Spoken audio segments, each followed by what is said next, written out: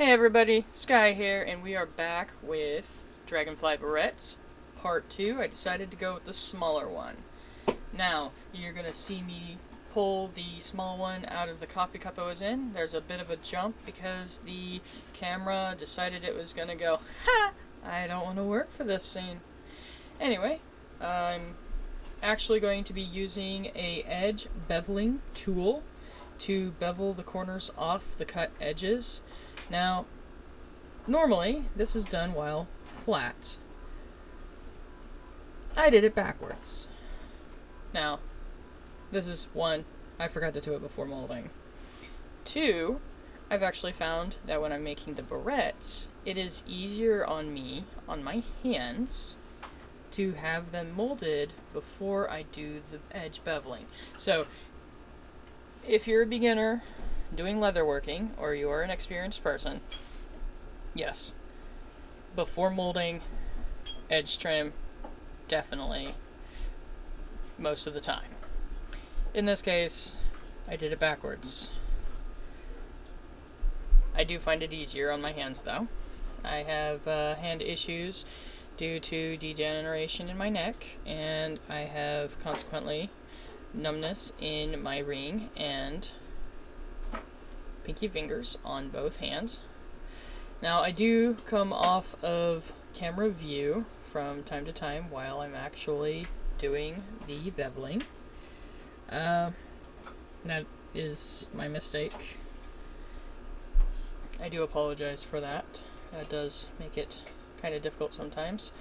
I am a proponent of cleaning up the mess as we go, because when you're done at the end of the day with a large project, if it's a large one, you're just plain done for the day. Now, I have actually gotten pretty good at still managing to do leatherworking with my hands being as they are. I do enjoy it. Am I still learning? Yes. Am I perfect at it? Oh, heck no. Do I like sharing it with others and talking about what I can do? Oh yeah. So, at this point, I am done with beveling the edges. And the next stage is actually going to be EcoFlow. It's going to be gum tragacanth. Now, EcoFlow is the brand. I do not make money for talking about this product. I just like to use it. This is really, really good for edging. And I like to also slick the back of my leather pieces as well, especially if they're going to come in contact with hair. Later on, I will be putting a food safe wax on them just to kind of make it nice. You only need a thin layer before taking the burnishing tool. Now, the burnishing tool is the lower right hand side of the screen. It's that funky looking thing that looks like a spindle. It's got several notches in it for multiple thicknesses of leather. That one's wood. Truth be told, a bone one works so much better. So if you are able to actually get a hold of, say, cow bone, cow rib, nice and clean, check it out from the butchers if you can, or find it online where it's already been cut and everything, get yourself a bone burnisher. Bone will actually polish up over time, and you'll get cleaner burnishing lines when you're burnishing your edges and slicking them down. It's just nice. I have no idea what happened to mine, but c'est la vie. Wooden one works pretty good in a pinch. If you are just starting out and want to see if you are going to enjoy leatherworking, definitely go for the wooden ones. They're a good place to start. Now, after I'm done with all the edges of this, that's when I'll actually pick up the slicker and start slicking, you will also see me doing the back of it as well.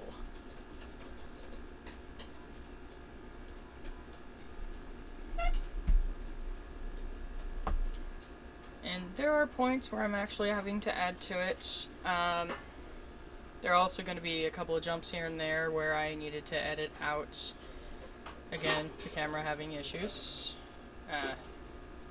Doesn't like having to focus, refocus. It's annoyed with me because I have put it through so many troubles.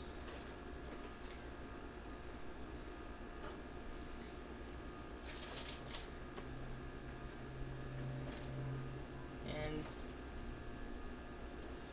I did frequently have to wash the paintbrush.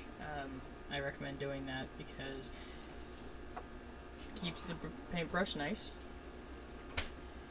And I'm just doing quick back and forth motions with the slicker. Do that all the way around. And this is just gonna take a few minutes to do.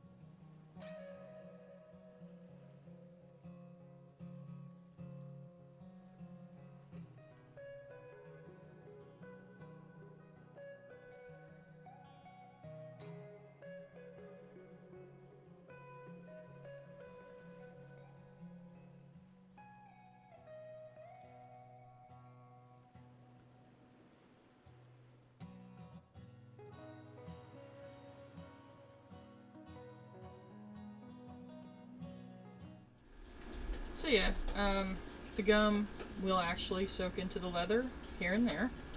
So adding some extra does help. Make it nice and shiny, keep it burnished. You want to make sure it's on there so that way, it does its job when you're doing the burnishing.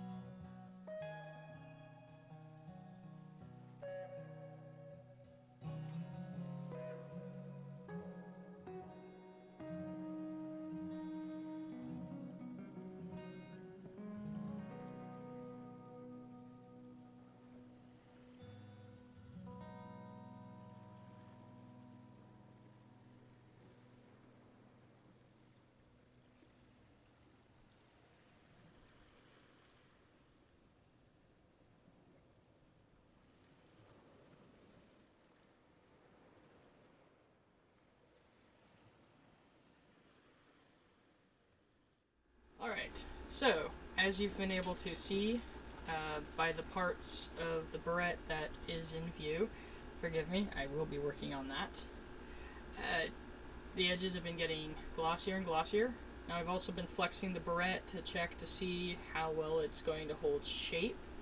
This is what's telling me that I don't really need to have to do a second molding as it sometimes ends up being. I really should have thought before using the paintbrush to spread the gum onto such a large area. So yes, pouring it on is perfectly valid, and it does sometimes look like, especially when I get it spread around, that I'm using too much. I assure you, I actually could have used a heck of a lot more. It wasn't quite as glossy as I wanted it to be when I was done burnishing it. I am satisfied. It is not going to snag in anyone's hair, so that's why I'm satisfied, and it is sealed, so that's alright. Just making sure to get it edges to edges, and then I start the burnishing process. This one is going to be real fun for me,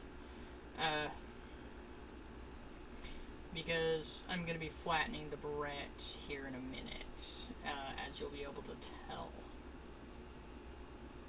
And EcoFlow is my favorite brand. I am not an affiliate for any brand that I talk about at this time. Should I ever become an affiliate, I'll put affiliate links up, I'll let people know, and I'll change and edit my videos as necessary. When you're burnishing a large surface, short strokes work pretty good, so do circular strokes, especially when you're dealing with curved edges. And the tool to the left of the screen, that's actually my hole punch, and that thing is so much fun. I found it online, and I cannot remember for the life of me where I bought it. Otherwise, I would share it. It is very good, high quality, and cuts through leather like an absolute dream. Now, I did not video the part where I actually punched the holes in, but here's the finished product. I do plan on making hair sticks specific for these barrettes. I still need a little bit more burnishing to do. That's okay, always double check. But it's got the holes in it. It holds its shape. I'm actually quite happy with how this turned out. I left the top unsealed, so that way natural oils of skin and hair can seep into it and give it a beautiful, glorious gloss that is out of this world. But video 3 is coming up soon.